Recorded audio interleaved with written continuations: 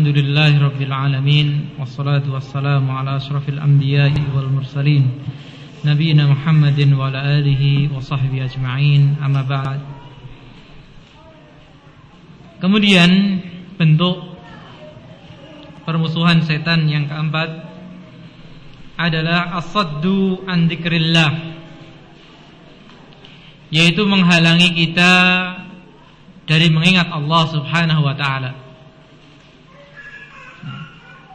Karena mengingat Allah Subhanahu wa ta'ala nanti dalam pembahasan obat atau cara kita menanggulangi godaan rayuan setan, itu salah satu cara terampuh.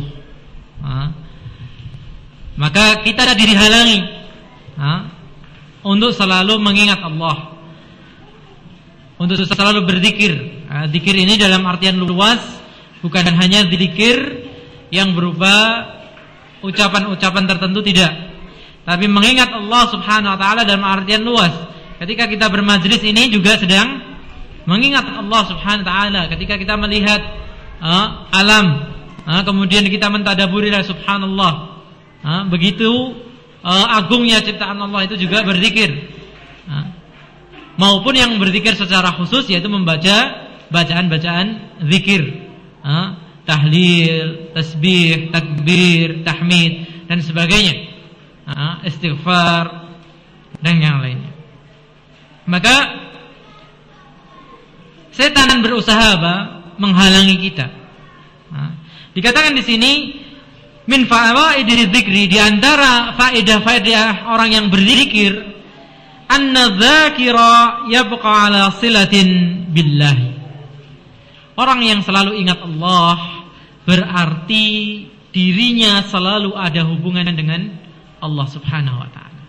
Nah, ketika orang ada hubungan dengan Allah, terjaga dari godaan setan. Nah, ini yang tidak diinginkan oleh setan. Maka kalau seorang itu lihat saja kalau mulai membaca buku, sebentar sudah terkantuk-kantuk, maka obat tidur itu baca gitu ya. Apalagi buku yang berkaitan dengan agama, nanti cepat tidur gitu ya. Demikian pula orang ngaji, ini seperti kita ini, khususnya yang mendengarkan gitu ya. Saya sering heran dengan murid-murid saya gitu ya. Ini baru jam 8 pagi gitu sudah pada menguap, terkantuk-kantuk gini. Kalian tadi malam tidur jam berapa, kita tanya gitu. Ya, normal-normal saja, tidur jam 10, bangun jam 4 gitu ya. Bangun setengah 4, bangun jam 3. Kantuk-kantuk kayak gini ya. Nah, ternyata setelah saya coba ketika nungguin tes, ternyata orang diem itu lebih cepat ngantuk gitu ya. Nah, kalau yang nyampaikan gini karena ngomong gitu ya, insyaallah tidak cepat ngantuk. Kalau saya pas ngajar itu juga tidak ngantuk.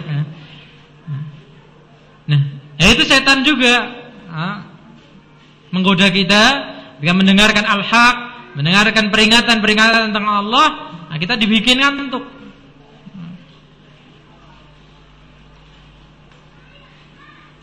Wasyaitanu yuridu an yastahwadha 'alal insani wa yasuddahu an dzikrillah. Maka setan itu pengen selalu menguasai diri kita, menyetir kita. Nanti dalam pembahasan madkhal, yang pertama itu marah. Itu adalah cara setan untuk bisa menyetir diri kita. Maka setan itu pengen berusaha menjadikan kita itu seperti mobil yang dia setir ke sana kemari, atau seperti bola yang dimainkan anak-anak, tendang sana, tendang sini, semaunya. Ketika orang itu lepas hubungannya dengan Allah Subhanahu wa ta'ala.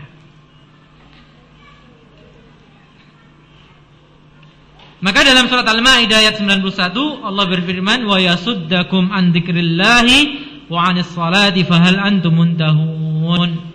Dan setan itu akan menghalangi kalian dari mengingat Allah, dari salat yang benar. Karena salat yang benar itu apa? Inna salata tanha 'anil fahsya'i wal munkar. karena sholatnya, orang yang benar sholatnya itu akan menghalangi dari berbuat keji dan mungkar. Maka dibikin sholat kita itu tidak benar. Baru Allahu Akbar, ingat kuncinya tadi belum dilepas di motornya. Baru Allahu Akbar, ingat tadi kuncinya yang hilang di sana. Ingat ini, ingat itu. Maka ini adalah cara atau sebagian cara bagaimana syaitan menguasai manusia.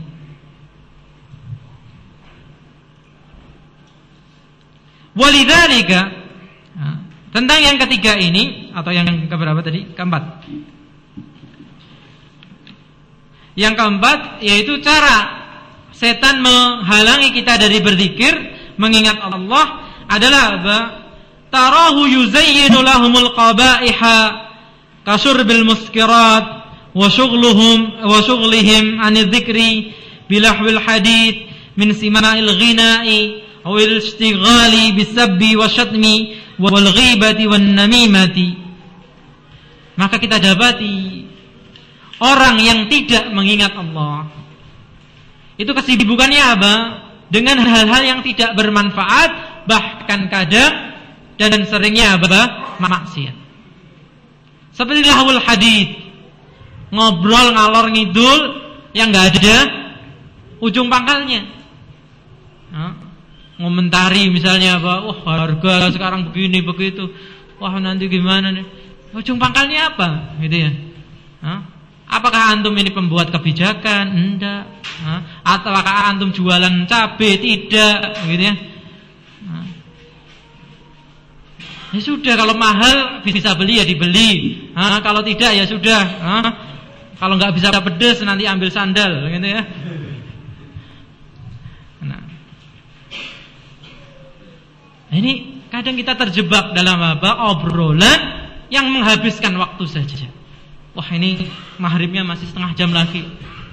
Duduk di depan masjid, rombol, atau duduk di gang dan sebagainya. Menghabiskan waktu. Nah, kalau setengah jam ini dimanfaatkan untuk zikir, baik zikir secara umum, baca buku, mendengarkan ceramah, kaset, yang sudah sering saya sebutkan berkali-kali. Sekarang apa? Para ustadz lebih sabar dibanding ustadz dulu, gitu ya. Ustadz sekarang itu bisa dimasukkan kantong, gitu ya. Masukkan MP3, bisa diajak negosiasi ustadz. Sabar dulu ustadz, di pause, gitu ya. Antum sekarang kalau dulu ketika belajar nyantri begini dari tadi misalnya di pause dulu, ustadznya di pause, jauh dari salat 3 mau di pause, gitu ya. Tapi kalau sudah masuk kaset, masuk CD, masuk MP3, MP4, ya sudah, terserah antum sudah. Hari ini belajar 5 menit dulu ya Ustaz ya, saya sibuk. Ya manut saja Ustaznya, nggak protes gitu. Nah kalau setengah jam, subhanallah, gitu ya, sambil menunggu maghrib, sambil menunggu isya, gitu ya. Nah, setelah sholat maghrib, bagus tidak pulang, tapi apa ngobrol? Ini tidak manfaat. Coba baca Al-Quran, setengah jam paling nggak dapat, setengah sampai 1 juz kan gitu. Bahkan yang lebih buruk dari itu, naudzubillah min dzalik, apa? Setan itu menghias-hiasi keburukan itu dengan apa? Seakan itu indah, seperti meminum yang memabukkan. Makanya dinamai apa? Ketan hitam, dinamai apa? Nama-nama yang indah gitu ya. Apa? Topi miring, topi lurus, topi ini. Naudzubillah min dzalik. Atau sima'ul ghina, mendengarkan lagu-lagu yang tidak karuan. Washtighali bisabbi wasyatmi wal ghibati wan namimah. Atau kemudian sibuk saling ejek, saling cela, ujungnya tawuran. Ada yang mati. Kalau mati seperti ini bagaimana? Karena membela kelompok, karena membela apa? klub bolanya, gengnya dan sebagainya. Atau ghibah wan namimah. Dan biasanya apa? Kalau sudah ngobrol, nanti keasikan ngobrol, mulai fulan itu gimana? Fulan gimana? Ghibah. Permusuhan satu dengan yang lain. Yang mana ini memang proses tadi untuk kita saling berpecah belah, untuk kita selalu diprovokasi.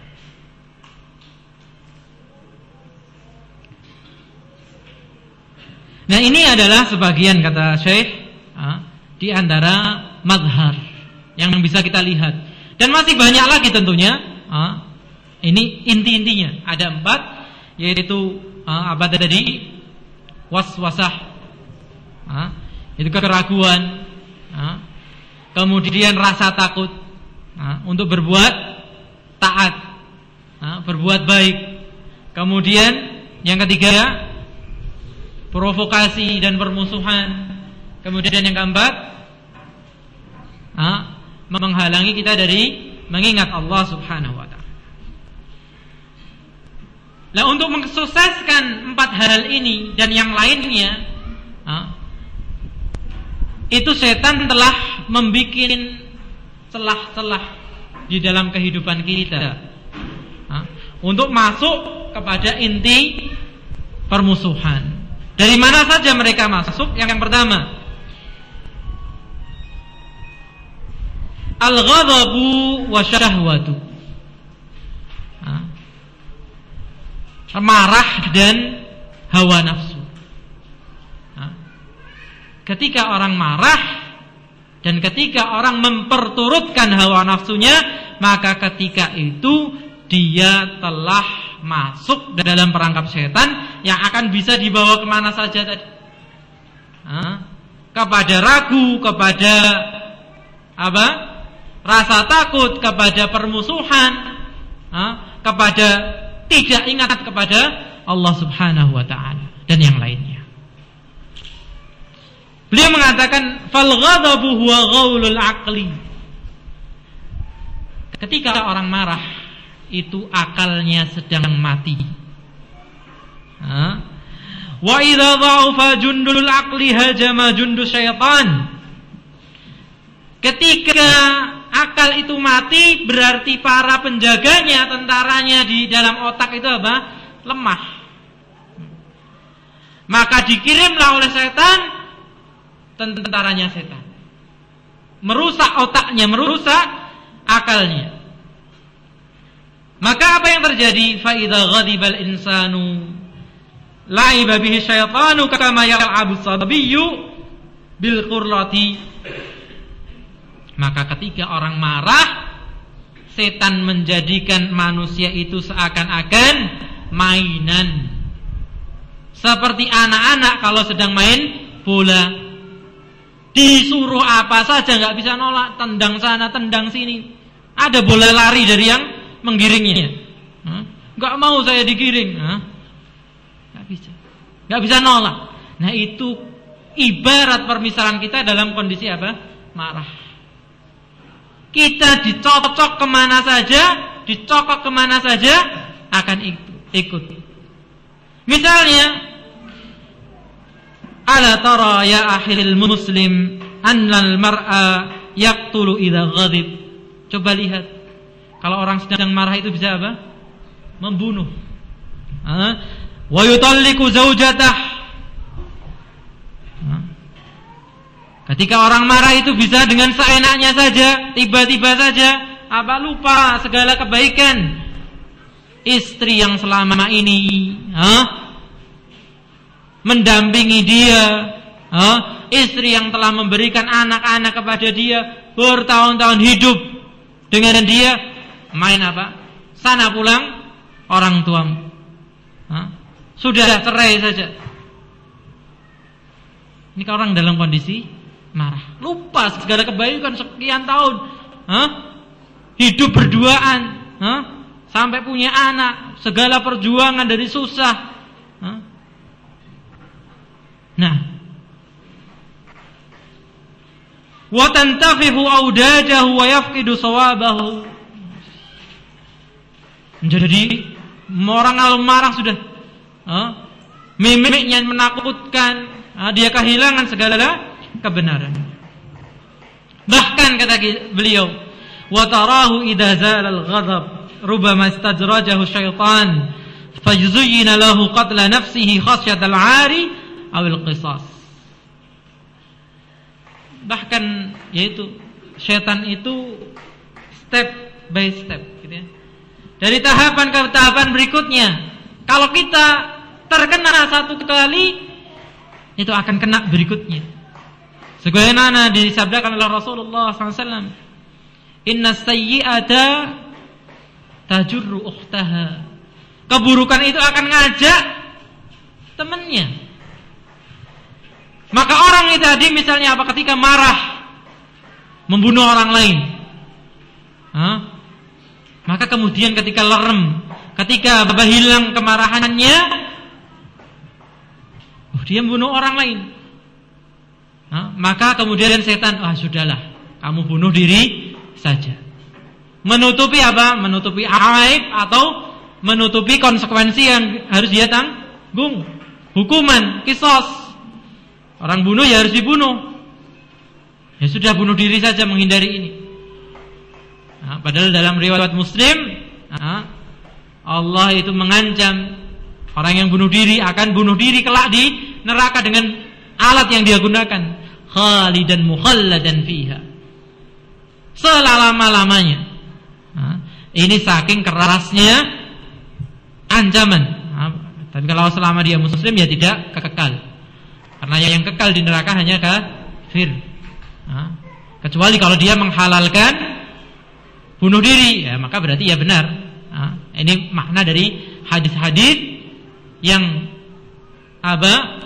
ancamannya kekal di neraka, tapi padahal dia masih seorang muslim, perbuatannya tidak kufur. Seperti tadi orang bunuh diri, itu diancam kekal. Orang yang bersumpah palsu untuk menguasai harta orang lain, pemimpin yang mendolimi rakyatnya atau mencurangi rakyatnya, pemimpin yang mencurangi orang yang dipimpinnya, itu semuanya diancam oleh Allah. Wa harrama 'alaihimul jannah wa wajaba 'alaihimun nar, diharamkan surga dan diwajibkan neraka. Maka arti hadis-hadis yang seperti ini itu adalah ancaman yang keras. Bukan artinya kekal, tapi ancaman. Seperti misalnya seorang bapak misalnya nyuruh pergi anaknya, minggat kono. Padahal enggak, cuman sebagai peringatan keras, mungkin peringatan terakhir gitu ya. Padahal enggak mungkin istilahnya seorang bapak itu pengen anaknya terlantar dan sebagainya. Nah, dari kemarahan ini dia terjatuh dalam dua kemaksiatan besar. Membunuh orang lain, kemudian membunuh dirinya. Allah Subhanahu wa taala berfirman dalam surat An-Nisa ayat 93, "Wa man yaqtul mu'minan muta'ammidan fajazaa'uhu jahannam khalidan fiha wa ghadiballahu 'alaihi wa la'anahu 'adda lahu 'adaban 'azima." Barang siapa membunuh seorang mukmin secara sengaja, maka balasannya adalah neraka jahannam. Kekal di dalamnya. Allah akan murka, Allah akan melaknati dia. Dan ini adalah azab yang sangat besar. Dari mana awalnya? Marah. Maka suatu ketika Rasulullah SAW ketika melihat ada dua orang yang saling caci maki, yang satu sampai merah wajahnya, maka Rasulullah SAW mengatakan, inni la'alamu kalimatan law qalaha ladhaba anhu dzalika. Aku tahu sebuah kalimat kalau dia mau mengatakannya akan hilang rasa marah itu. Apa itu? A'udzubillahi minasyaitonir rajim. Jadi obatnya marah itu ternyata gampang. Ta'awud billah. Maka kita kalau dalam kondisi-kondisi seperti ini segera Jangan memperturutkan hawa nafsu. Marahnya kemudian dilanjutkan. Nah, ini akan berakibat hal-hal yang kita sesali kemudian. Baik berkaitan dengan keluarga kita, anak kita, hubungan kerja kita dan sebagainya. Dan Rasulullah SAW juga mengatakan, laisa syadidu bis-sara'ah, innama syadidu alladhi yamliku nafsahu indal ghadabi. Bukan orang hebat.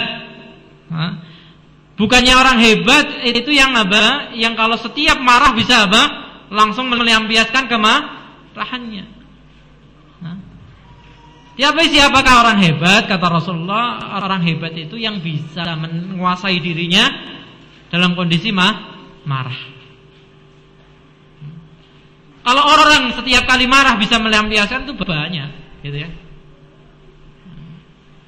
Tapi yang bisa menahan diri, dia mampu. Misalnya marah pada seseorang, ngaploki gitu ya, mesti kalah musuhnya, bisa.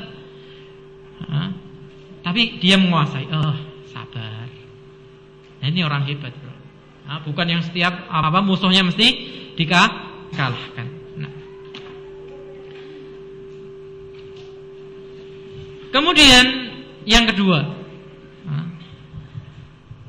yang merupakan celah masuknya setan ke dalam diri kita selain marah adalah al-ajalatu wa tarkul tathabbut, terburu-buru dan meninggalkan apa? Tathabbut. Tathabbut itu dalam bahasa kita cross check atau check and recheck, gitu ya. Konfirmasi. Jadi kalau mendengar suatu berita itu terburu-buru menanggapi, ataupun kalau berbuat sesuatu dengan memutuskan sesuatu itu dengan terburu-buru,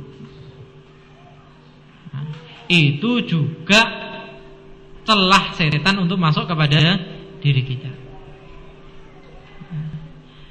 Maka Rasulullah SAW suatu ketika mengatakan kepada Asaj Abdul Qais, inna fika khaslataini yuhibbuhum Allah, al-hilmu wal anat.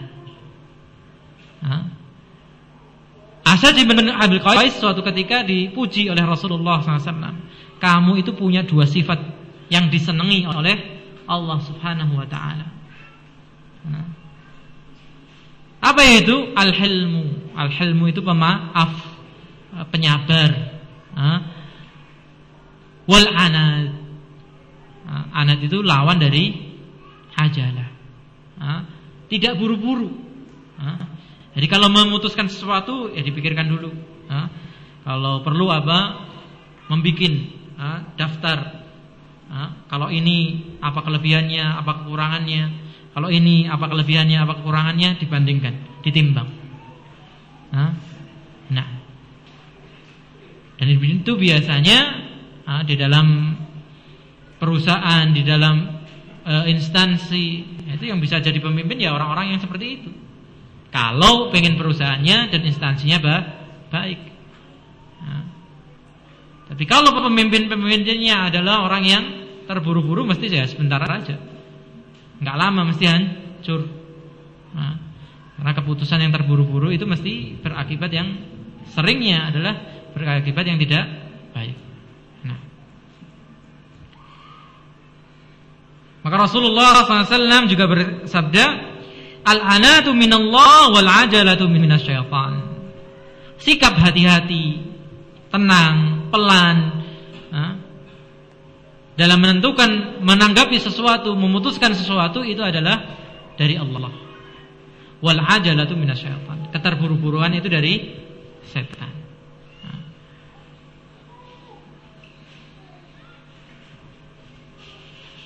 Nah, kemudian khususnya kepada berita. Nah, ini hubungannya dengan tadi. Setan itu pengen apa? Memprovokasi kita. Maka kalau ada berita tentang saudara kita sesama muslim, fulan mengatakan begini,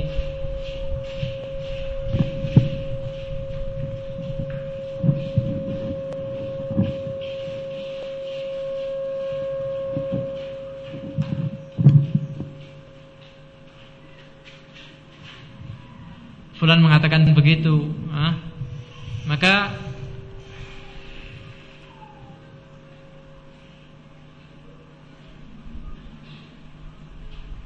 harus ditabayun dulu, harus dikonfirmasikan dulu, atau bahkan kalau perlu ya nggak perlu difikirkan gitu ya.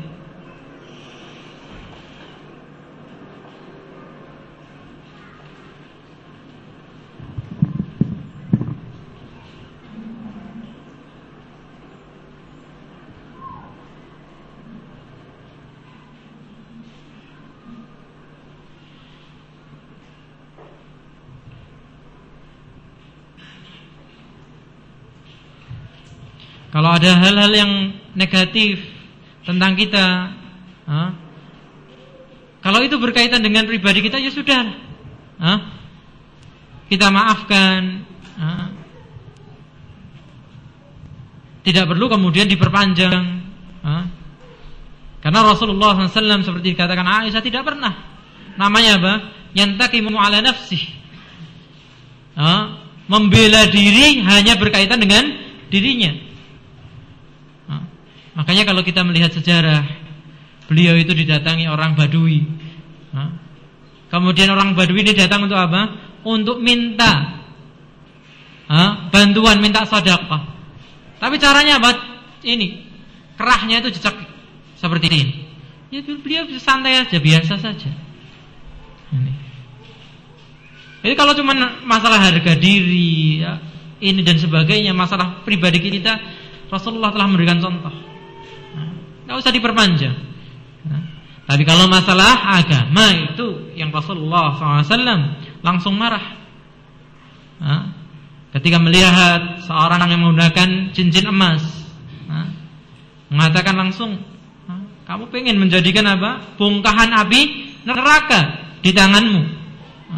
Ketika Rasulullah SAW mendengar orang mengatakan, Masya Allah wa syi'ta, dengan kehendak Allah dan kehendakmu wahai Rasulullah,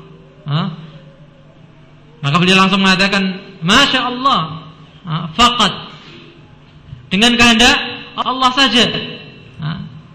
Aj'altani niddan, apa kamu mau membuat aku ini apa? Tandingan bagi Allah Subhanahu wa ta'ala. Nah, maka kita dalam menanggapi berita, kabar, isu dan sebagainya, gak perlu terburu-buru. Bahkan lebih baik kita lupakan kalau itu hal-hal yang berkaitan dengan diri kita. Kemudian di antara celah yang setan itu bisa masuk pada diri kita adalah asyab'u minat ta'am, kenyang,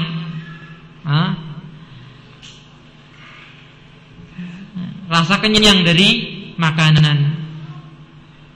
Itu kenapa? Ketika orang kenyang, itu banyak hal, akalnya menjadi lemah, syahwatnya menjadi tinggi, gitu.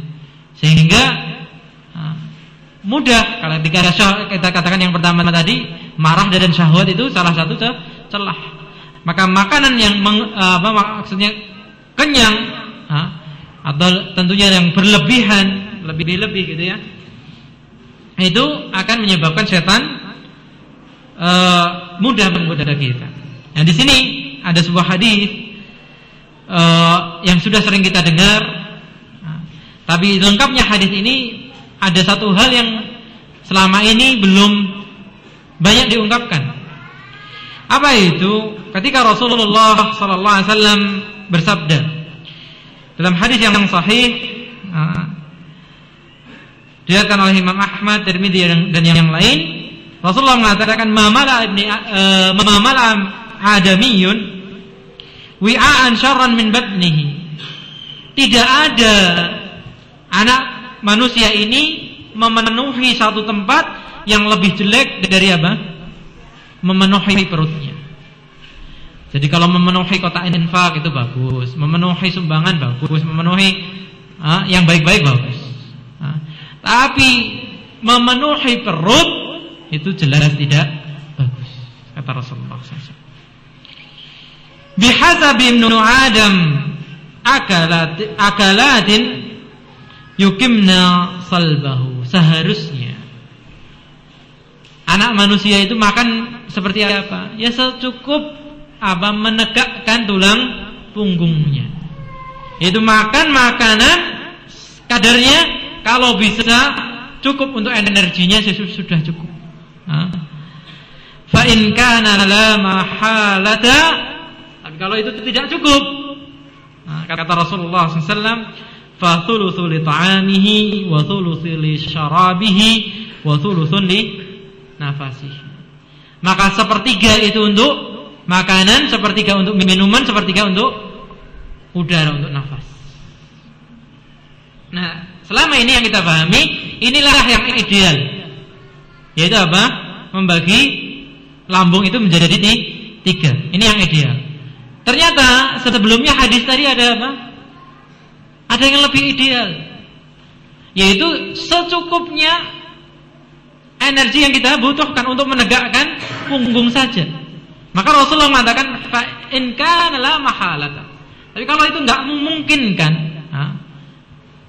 jadi kalau berarti inilah yang lebih utama, ya sudah, kalau misalnya itu tidak cukup, gitu ya.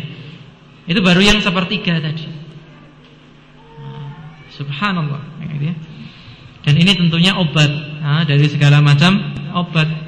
Itu kita mungkin sebagian ikhwah yang bergelut dalam pengobatan tahu, salah satu sumber penyakit adalah perut, gitu ya. Nah. Dan di sini ada perkataan seorang ulama, dikatakan fi kathratil akli sittu khisalin madmumatin. Ketika orang berlebihan makan itu ada 6 sifat jelek. Apa yang pertama? Annahu yudhibu khawfallah min qalbi. Kalau kita makan selalu kekenyangan itu akan menghilangkan rasa takut kepada Allah Subhanahu wa taala. Merasa nyaman terus, gitu ya. Atsani annahu yudhibu rahmatal khalqi min qalbihi. Menghilangkan kasih sayang kepada sesama makhluk dari hatinya. Kenapa? Jadi kira semua orang kenyang seperti dirinya, jadi enggak butuh bantuan. Ats-tsalits yuskilu 'anit ta'ah. Orang kenyang itu apa? Bikin berat untuk berbuat kebaikan. Mau sholat ya kekenyangan itu kan enggak enak. Maka dipercepat sholatnya. Ar-rabi' idza sami'a kalam al-hikmah la yajidu lahu raqqah. Kalau mendengarkan nasihat tidak mendapati kelembutan dalam hatinya. Karena kenyang terus. Orang kenyang tadi syahwatnya tinggi. Al-khamis annahu idza takallama bil mau'izah wal hikmah la yaqa'u fi qulubin nas. Kalau dia menasihati orang, kamu aja kayak gitu, bicara masalah apa? Ayo kita zuhud, kita harus ini. Kamu badannya segitu gedenya. Bukan berarti yang dikaruniai oleh Allah, karena itu ada faktor katanya gen dan sebagainya. Kalau kita sudah menjaga diri, tapi ternyata memang keturunannya, bakatnya badannya besar gitu, ya sudah gitu. Nah, asadis an yahija fihi al-amrad. Kemudian yang terakhir ya tadi, akan dipenuhi oleh penyakit. Orang yang selalu penuh perutnya. Kemudian yang keempat, di antara celah setan bisa masuk kepada diri kita adalah at-takasul fit ta'at wa irtikabul muharramat. Malas dalam melaksanakan ketaatan. Bahkan malah cenderung banyak melakukan yang haram. Kita tahu bahwasannya iman itu apa? Kadang naik, kadang turun. Yazidu wa yanqus. Kapan naik?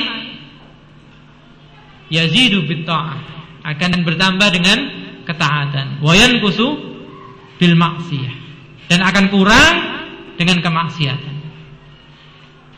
Maka artinya orang yang malas untuk taat berarti malas untuk naik imannya. Dan ketika dia malah berbuat kemaksiatan, imannya malah akan turun. Maka iman yang merupakan benteng tadi dari godaan setan semakin turun, maka semakin mudah setan masuk ke dalam dirinya. Maka cara atau pintu yang dibikin oleh setan adalah kita dibikin malas untuk berbuat taat. Sholat wajib dibikin malas, wajibnya sregep, sunnahnya yang dibikin malas, dan seterusnya.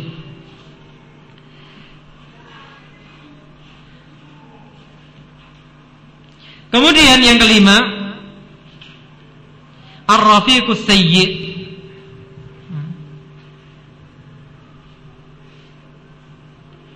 yaitu teman yang buruk. Teman yang buruk ini juga merupakan apa? Pintu masuknya setan. Rasulullah sallallahu alaihi wasallam telah mempermisalkan teman yang baik itu seperti apa? Kaba'il misk, seperti penjual minyak wangi.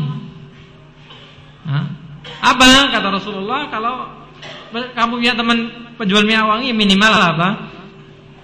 Baunya itu enak, kan gitu. Betah kita tuh duduk sama dia, wangi, kan gitu. Ya paling tidak apa, sama teman ya nanti ada diskon.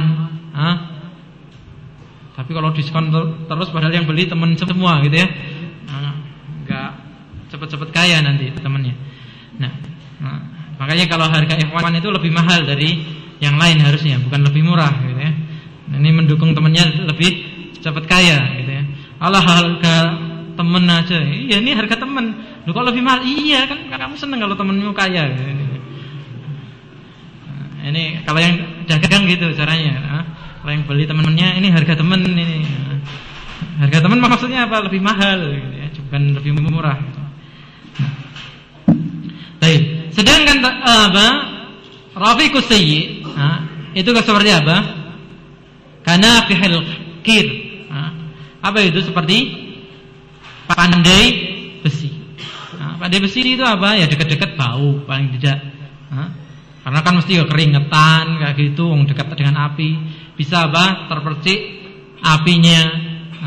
Nah, itu ibarat teman baik dan teman buruk. Kita jalan dengan orang baik, subhanallah, orang lain melihat, oh berarti orang baik, kan gitu. Kita jalan dengan orang buruk, oh kemarin apa? Ayam tetangga hilang, mungkin ya itu dia sama dia itu. Padahal kita sama sekali nggak tahu menahu, gitu ya. Tapi biasanya yang suka ambil ayam ternyata itu misalnya. Ya sudah, kita cuma jalan sama dia, kita cuma duduk-duduk sama dia sudah kena getahnya. Gitu. Maka orang itu menghindari teman-teman yang buruk. Nah, ini 5, tadi 4 mazahir, kita sebutkan 5 saja. Kemudian yang terakhir dari pembahasan kita hari ini adalah obat dari godaan setan ini.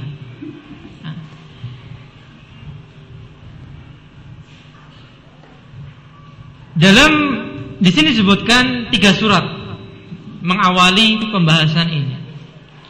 Yang pertama dalam surat Al-A'raf 199 sampai 200. Kemudian yang kedua surat Al-Mu'minun ayat 96 sampai 98. Kemudian surat Al-Fusilat ayat 24 sampai 34 sampai 36. Allah berfirman dalam surat Al-A'raf, "Khudhil afwa wa'mur bil 'urfi wa'rid 'anil jahilin." Berilah maaf dan ajarlah kebaikan dan berpalinglah dari orang-orang yang bodoh. Wa imma yanzaghannaka wa imma yanzaghannaka minasyaitani nazghun fasta'id billah innahu sami'un alim. Dan ketika setan mengganggu kamu, maka segeralah kamu berlindung kepada Allah, sesungguhnya Dia itu Maha mendengar lagi Maha mengetahui. Ini ayat pertama. Ayat yang kedua, surat yang kedua, surat Al-Mu'minun. Allah Subhanahu wa taala berfirman, "Idfa billati hiya ahsan." Idfa billati hiya ahsan as-sayyi'ata nahnu a'lamu bima yasifun. Qur rabbi a'udzu bika min hamazati syayatin wa a'udzu bika rabbi an yahdurun. Idfa billati hiya ahsan as-sayyi'ata. Bayarlah, balasilah keburukan itu dengan apa? Kebaikan. Nahnu, kami kata Allah, itu lebih tahu dari apa yang mereka sifati. Kalian orang baik walaupun dikatakan oleh mereka orang gila, orang penyihir dan sebagainya. Nabi Muhammad kan dijuluki seperti itu. Tapi Allah lebih tahu. Ya, sudah maafkan saja. Berbuat baik sama mereka. Tapi kalau apa? Dan katakan aku berlindung kepada Allah dari apa? Hamazatis syayatin. Godaan-godaan setan. A'udzu bika rabbi an yahdurun. Dan aku berlindung kepadamu wahai Rabbku dari mereka itu mencelakai. Surat yang ketiga, wala tastawil hasanatu wala sayyi'ah. Tidak sama antara kebaikan dan keburukan. Idfa billati hiya ahsan, maka balasilah dengan yang lebih baik. Fa idzal ladzi bainaka wa bainahu adawatun ka'annahu waliyyun hamim. Kalau ada orang yang antara dirimu dengan dirinya permusuhan, maka apa? Jadikanlah dia itu seperti saudara muda, teman dekat. Musuhan malah apa? Disuruh kita membaiki dia. Wa ma yulaqqaha illa alladziina sabaru wa ma yulaqqaha illa dzu hazzin 'adzim. Yang seperti ini tidaklah bisa kecuali orang-orang yang bersabar. Yang seperti ini tidak bisa kecuali orang-orang yang punya balasan besar.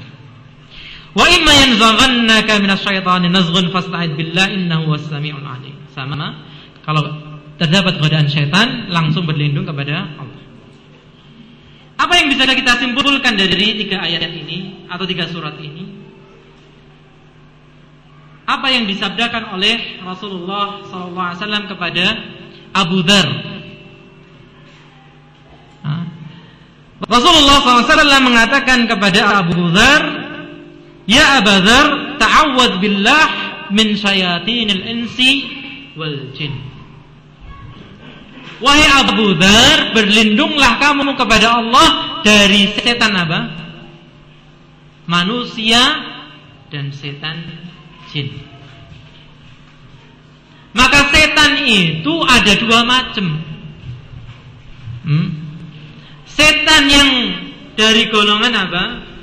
Jin, yang dipimpin oleh iblis, yang Allah kekalkan sampai nanti dibangkitkan ya hari kiamat. Jadi yang kekal itu cuman pentolannya iblis ini. Kalau anak keturunannya ya mati, lahir mati gitu. Nah, seperti kita manusia. Nah, di sini dari ayat tadi setan itu terbagi 2. Sebagaimana Rasulullah juga membagi setan 2. Ada setan jenis manusia dan jenis jin.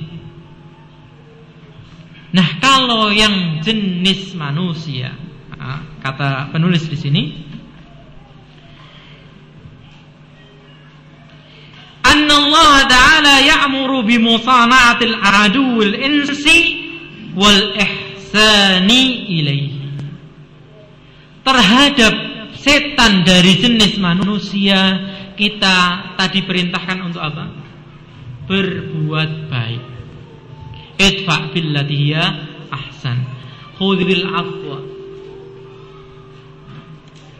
Jadi kalau dengan sesama manusia yang mengajak ke keburukan, yang mendatangkan keburukan, perbaiki.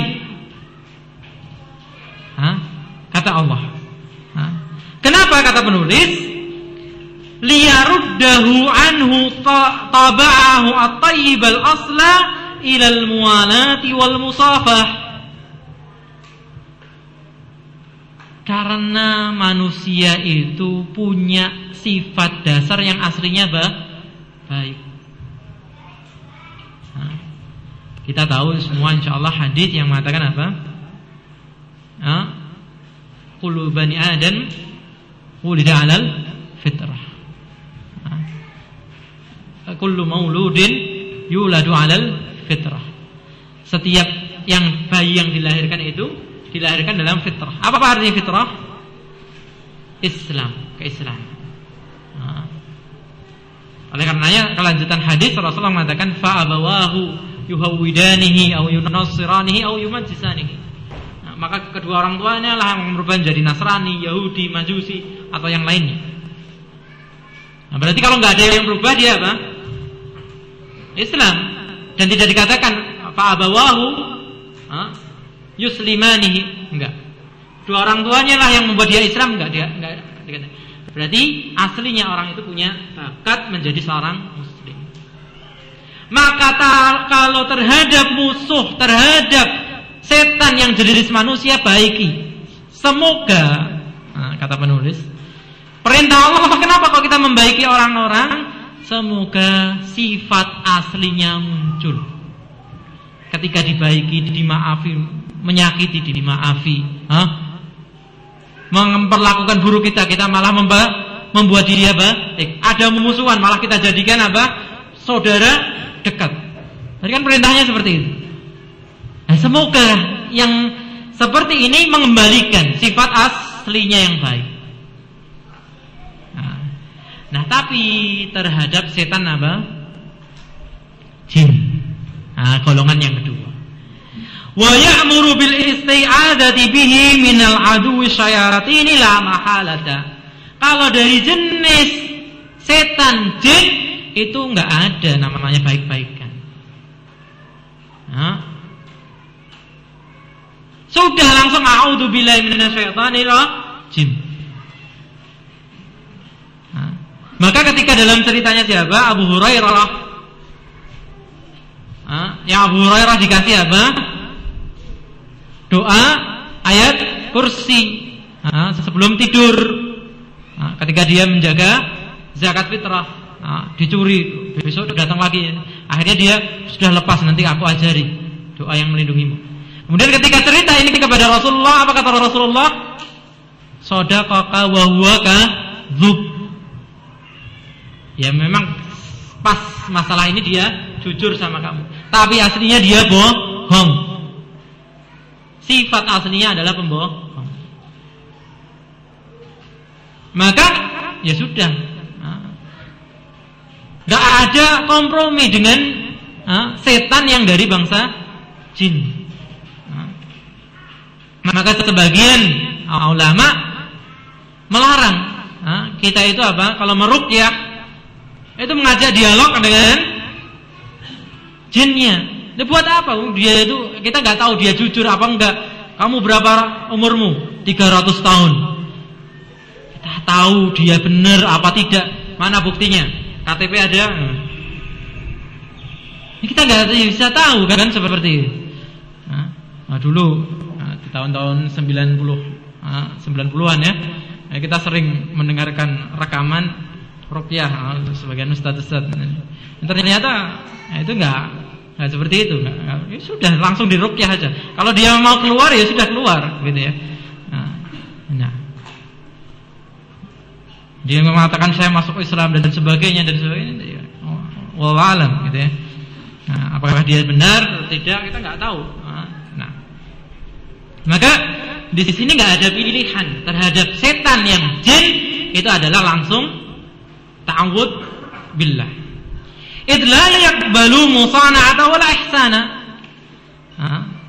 Karena jenis yang kedua itu gak bisa diajak basa-basi.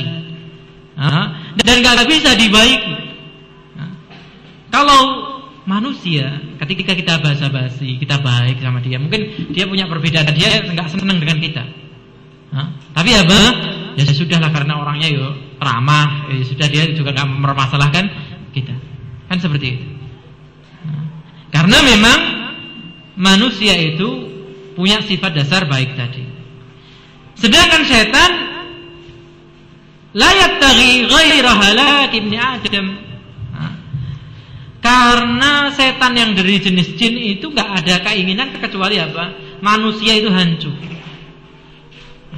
Karena sudah dididik oleh bapaknya mereka yaitu iblis, manusia itu telah merendahkan mereka. Yaitu ketika terjadi tadi permusuhan yang pertama, disuruh sujud kepada Adam. Maka dalam surat Al-A'raf ayat 27 Allah mengingatkan kepada kita, ya bani Adam la yaftinannakumus syaitanu kama akhraja abawaykum minal jannah. Wahai anak keturunannya Adam, jangan kalian kena fitnahnya setan sebagaimana sudah kena. Fitnahnya siapa? Bapak kita Adam.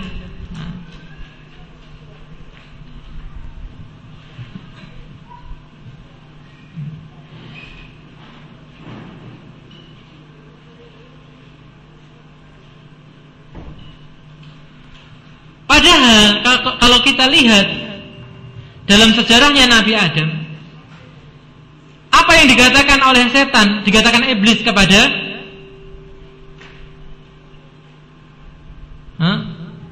Adam, bahwasanya apa?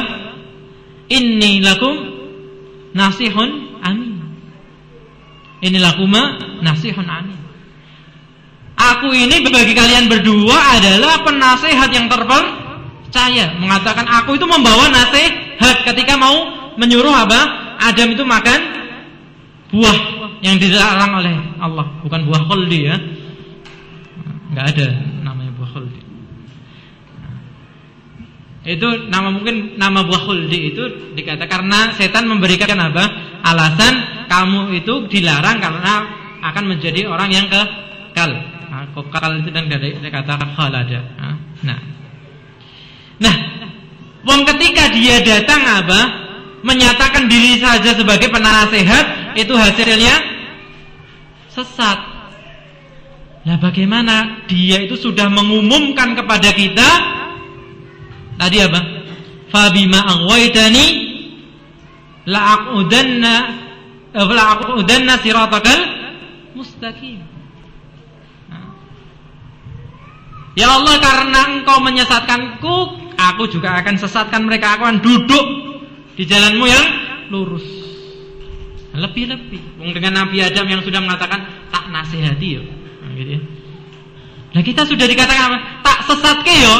Itu kok masih menganggap musuh ini baik. Maka tidak ada cara lain kecuali apa? Yang pertama. Nah, cara kita mengatasi mereka yaitu yang pertama isti'adzah. Berlindung kepada Allah Subhanahu wa ta'ala. Yang kedua adalah qiraatul mu'awwidhataini, membaca dua surat yang melindungi kita, yaitu apa? Al-Falaq dan An-Nas. Kemudian yang ketiga qiraatu ayati kursi. Ini sebenarnya ada dalil-dalilnya semuanya, cuman karena waktunya sudah sangat singkat, kita bacakan inti-intinya saja.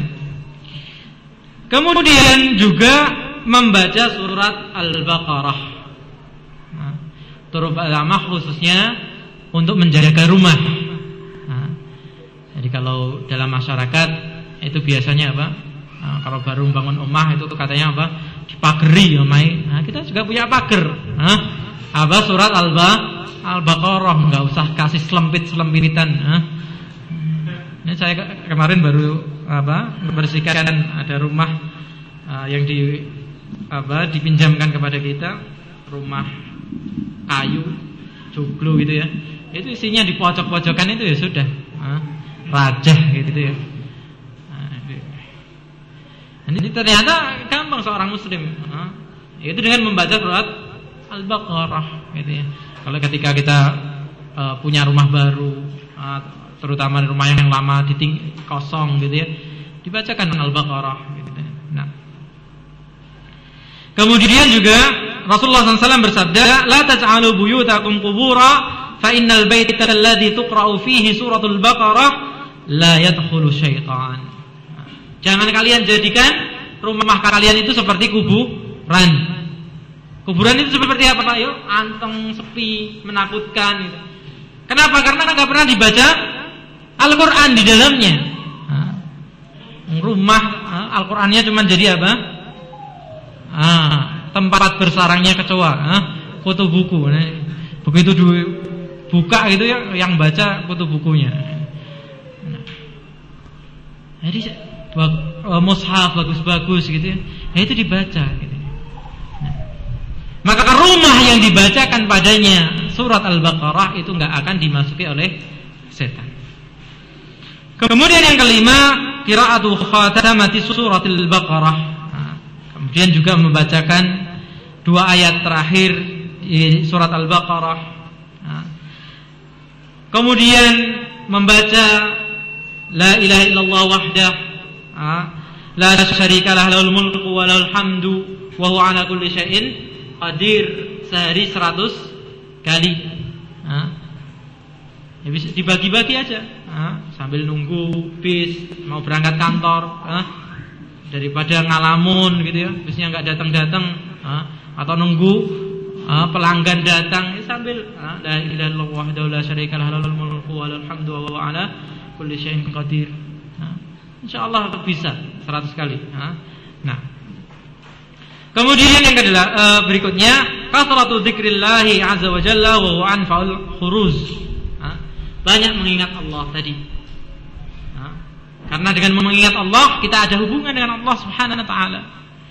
Bahkan ibaratnya kata Rasulullah SAW, Inna Allah amara Yahya ibn Zakaria bi khamsi kalimat an ya'mala biha wa ya'mura Bani Israil. Allah itu memerintahkan kepada Nabi Yahya 5 hal diajarkan kepada Bani Israil. Salah satunya apa? Wa ya'muruhum an yadhkurullaha, dan memerintahkan mereka untuk selalu berzikir, mengingat Allah Subhanahu wa taala. Kenapa? Apa faedahnya? Fa inna mathalu dzalika kamathali rajulin. Itu seperti seseorang al-aduwu fi atharihi surra'an, yang sedang dikejar-kejar musuh. Orang kalau dikejar musuh bagaimana? Mencari perlindungan. Hatta ata'ala hisnin hasinin, kemudian dia dapati, di depannya ada benteng yang kuat kokoh. Fa ahraza nafsahu minhum, maka dia melindungi dirinya dari musuh yang mengejarnya tadi. Kadzalikal 'abdu la yahrizu nafsahu minasyaitan illa bidzikrillah. Maka demikian kita manusia. Kalau kita enggak berzikir kepada Allah, berarti kita enggak punya benteng. Orang yang enggak punya benteng ya sudah, berarti siap-siap berhadapan langsung dengan setan.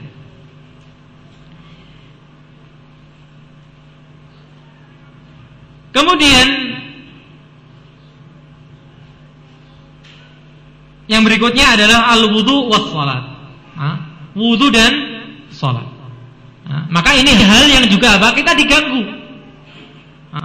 Wudunya diusahakan bagaimana tidak sempurna, dengan terlalu cepat, dengan tidak memperhatikan bagian-bagian yang tersembunyi misalnya. Maka Rasulullah SAW sampai mengancam apa? Wailun lil aqabi minan nar. Celakalah tumit-tumit yang tidak terperhatikan, karena terburu-buru nggak kena air. Hati-hati, itu nanti kena api neraka. Karena begitu wudu tidak sempurna, maka ini akan mempengaruhi salatnya. Maka salah satu wasilah, salah satu sarana, salah satu solusi bagaimana salat kita khusyuk adalah apa? Menyempurnakan wudu. Di wudu yang sempurna itu mempengaruhi kekhusyukan salat seseorang. Kemudian yang terakhir, imsakul fudulin nadhari wal kalami wat ta'ami wa mukhalatatin nas. menghentikan atau mengurangi berlebihan dalam melihat. Melihat, kalau berlebihan akan jatuh melihat yang haram. Berlebihan dalam berbicara. Berbicara kalau berlebihan juga akan membicarakan orang lain. Makan, berlebihan dalam makan. Bahkan di sini yang penting juga wa mukhalatatin nas. Dalam apa? Dalam bergaul. Ya, bergaul itu secukupnya. Nah, itu ya.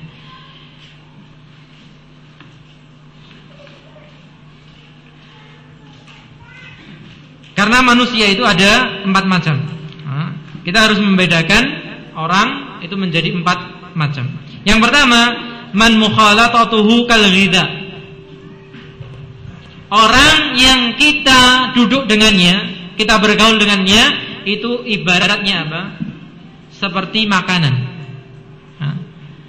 Kalau kita nggak makan, mati.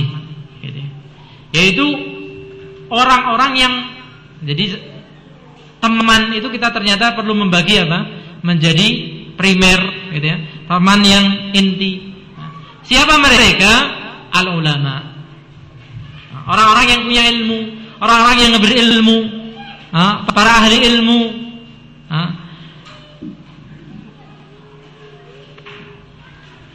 La yastaghni anhu fil yaumi wal lailah. Kita nggak mungkin nggak makan dalam sehari atau dalam semalam. Maka seperti itu ibaratnya kita bergaul dengan ilmu atau ahli ilmu.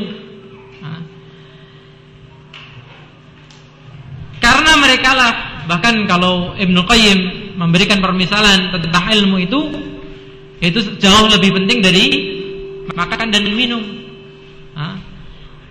Beliau mengibaratkan hubungan antara kita dengan ilmu itu seperti apa?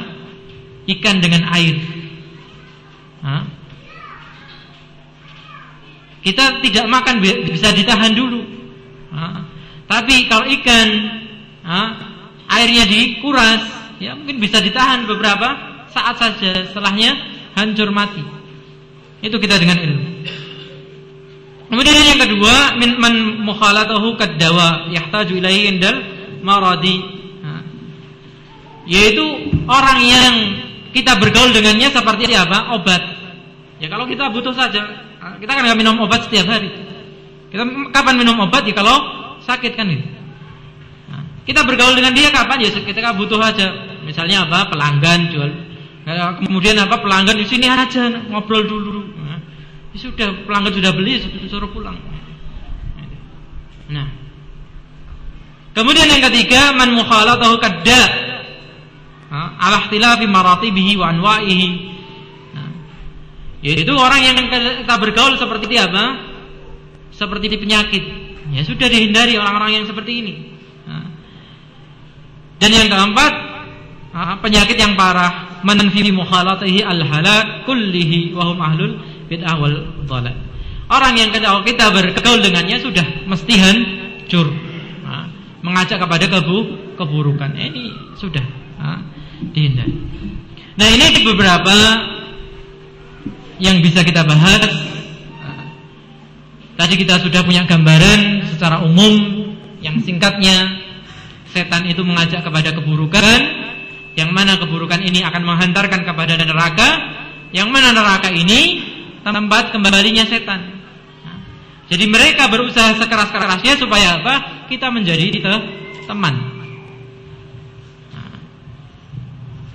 Bagaimana caranya? Dengan apa tadi? Waswasah. Dengan apa? Khauf, melakukan taat. Dengan bermusuhan. Dengan apa? Menghalangi kita berzikir kepada Allah Subhanahu wa ta'ala. Lewat apa? Lewat marah, lewat syahwat, lewat teman yang buruk. Nah, bagaimana menghindarinya? Yang pertama kita menyerahkan kepada Allah Subhanahu wa ta'ala. Karena yang bisa melindungi tidak lain, yang pertama Allah Subhanahu wa ta'ala. Khususnya yang apa? Setan dari bangsa jin. Nah, wallahu ta'ala alam. Subhanakallahumma wa bihamdika asyhadu an la ilaha illa anta astaghfiruka wa atubu ilaik. Baik, fadhal, kalau mungkin ada tambahan, koreksi atau hal yang lainnya.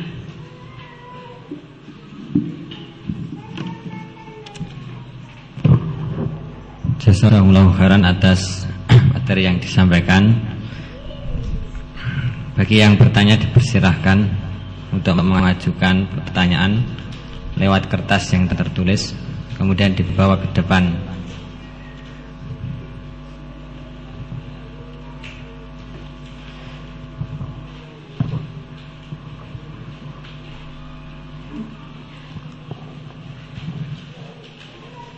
Sambil menunggu kertas yang masuk, kami sampaikan bahwasanya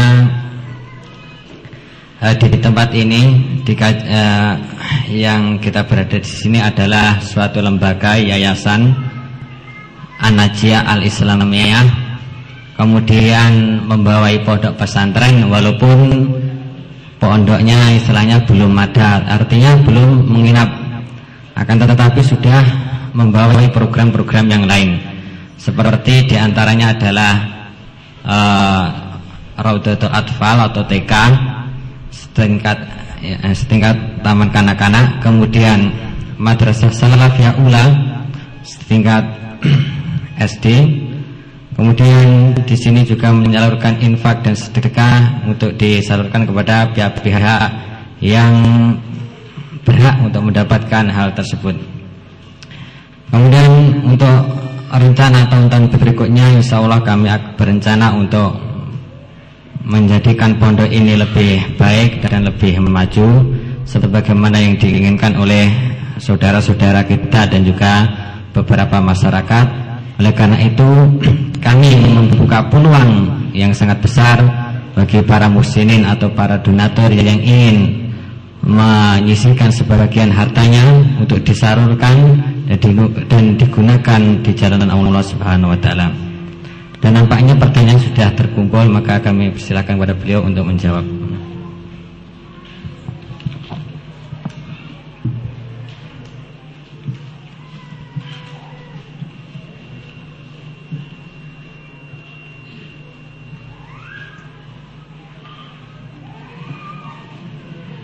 Bismillah, alhamdulillah. Pertanyaan yang pertama, mohon penjelasan tentang salat isyraq. Salat isyraq atau sebagian dinamakan salat syuruk itu adalah salat yang dilakukan setelah terbitnya matahari dan meninggi sekitar satu ujung tombak atau sekitar antara 15 sampai 20 menit dari terbitnya matahari. Nah, ini dasarnya adalah sabda Rasulullah SAW yang artinya tidaklah seseorang setelah sholat subuh itu duduk di tempatnya kemudian mengingatku, kemudian berzikir, kemudian sampai terbitnya matahari, kemudian dia sholat 2 rakaat kecuali mendapatkan pahala umrah secara sempurna. Dalam riwayat yang lain, umrah bersamaku secara sempurna. Ini dasarnya ada disunahkan sholat itu. Tapi wallahu alam, kalau saya melihat pembahasan fikih itu tidak pernah saya dapati sebatas ilmu yang saya punya, itu pembahasan ini dalam kitab-kitab terdahulu. Penamaan ini saya baru mendengar akhir-akhir ini. Jadi wallahu a'lam, apakah yang dimaksudkan itu ada sholat khusus bersamaan dengan setelah terbitnya itu, atau yang dipahami oleh para ulama adalah sholat duha. Jadi tentunya ini bisa umum karena waktu itu masuk sudah waktunya duha. Jadi kalau dia salat duha, semoga juga masuk ke dalam keutamaan hadis ini, karena salat atau ibadah-ibadah sunnah itu bisa digabungkan satu niat dengan niat yang lain. Wallahu a'lam.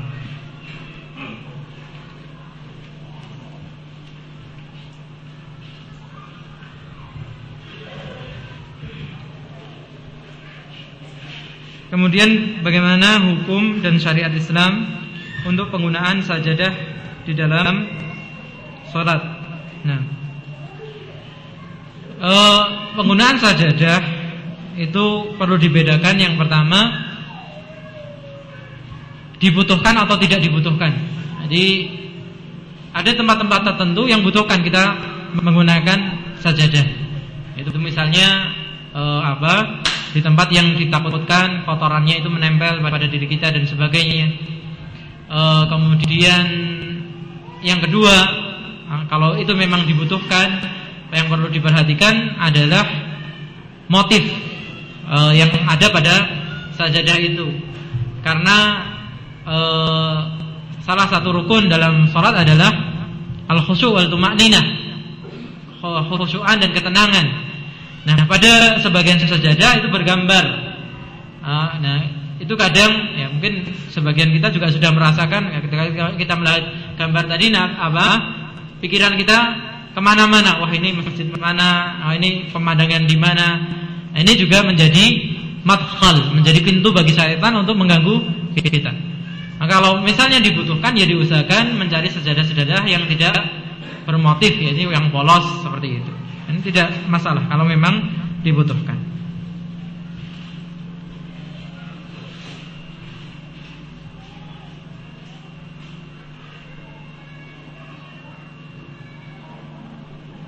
Baik.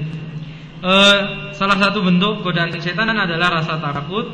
Terus bentuk-bentuk setan yang menyeramkan itu apakah betul asli setan, apakah upaya menakuti manusia, dan gimana kita untuk tidak takut dalam hal ini.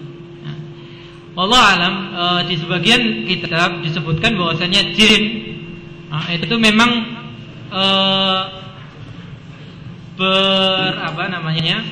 berparas buruk, itu ya. Disebutkan sebagian bertanduk dan sebagainya. Oleh karenanya kita dilarang sholat di waktu matahari terbit dan terbenam, karena Rasulullah mengatakan terbit dan terbenamnya matahari di antara dua tanduk setan, gitu ya. Nah, di dalam sebagian kitab dikatakan cuman setan itu tidak bisa menampakkan diri dalam bentuk aslinya. Maka yang terlihat oleh sebagian manusia itu adalah dia sudah merubah dirinya dalam bentuk yang lain, pocong dan sebagainya. Kalau yang pernah melihat, kalau beneran gitu ya. Wallahu alam, itu seperti itu. Bagaimana kiat melindungi diri dari yang demikian? Ya tadi kita ingat bahwasanya setan itu lemah, bahwasanya manusia itu lebih tinggi, lebih mulia. Kemudian dengan beristiazah, tentunya pembahasannya kita belum lengkap, insyaallah, atau dalam pembahasan yang lain antum bisa dapati. Misalnya ketika seseorang itu mengucapkan basmalah, itu setan itu mengecil, seperti apa? Seperti dzubab. Dia akan mengecil seperti lalat. Lalat kita kan cuman kita keplak gitu aja. Kita bacakan bismillah. Kemudian ketika orang masuk ke kamar mandi, itu ketika dia membaca bismillah, tidak lagi bisa melihat dirinya. Nah, Allah a'lam.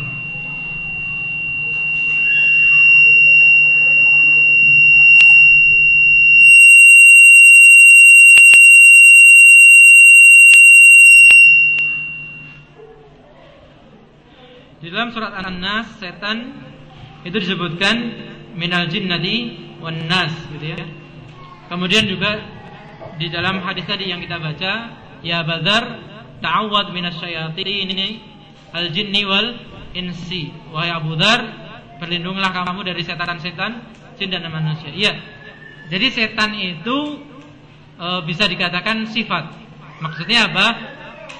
Manusia yang buruk, jin yang buruk itu dikatakan setan.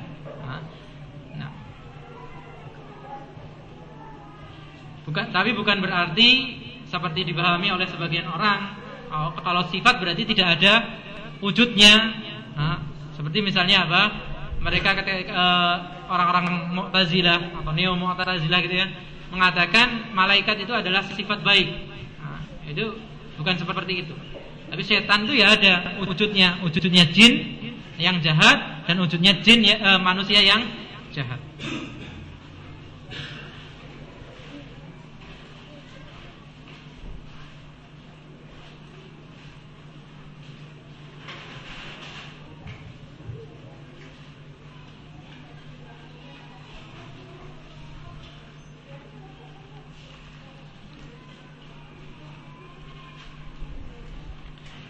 Baik, kemudian mana yang lebih baik antara lingkungan yang ada dai tapi masih bercampur filsafat, dengan lingkungan yang bersemangat menuntut ilmu walaupun masih umum gitu ya. Nah, di sini perlu diketahui apa yang dimaksudkan bercampur dengan filsafat. Maksudnya dia pernah belajar filsafat atau dia sendiri terpengaruh oleh filsafat. Nah, kalau dia pernah belajar filsafat, kemudian dia tahu tentang kebatilan filsafat, kemudian dia juga orang yang membantah filsafat, ya tentunya lebih baik kita dekat dengan orang yang berilmu, karena ilmunya akan dibagi dengan kita. Gitu ya. Tapi kalau ternyata dia yang terpengaruh dengan filsafat, filsafat ini penyimpangannya dalam masalah akidah.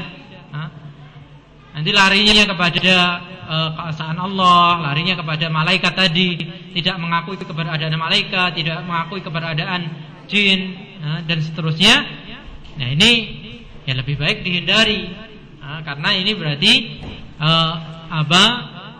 menghancurkan akidah kita. Padahal pondasi hal yang paling penting dalam hidup kita adalah akidah. Nah, lebih baik bergaul dengan teman-teman ya walaupun sama-sama masih belajar, ya, terus saling belajar, saling menasihati satu dengan yang lainnya. Allah Ta'ala.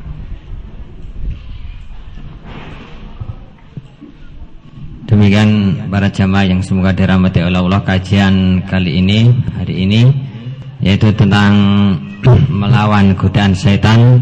Semoga kita semuanya dihindarkan dari godaan setan dan dimudahkan oleh Allah Subhanahu wa Ta'ala menuju jalannya, dan yang terakhir adalah dapat dikumpulkan oleh Allah Subhanahu wa Ta'ala di dalam surganya. Amin. Kita akhiri untuk kajian kali ini. Subhanakallahumma bihamdika asyhadu an la ilaha illa anta astaghfiruka wa atubu ilaik. Assalamualaikum warahmatullahi wabarakatuh.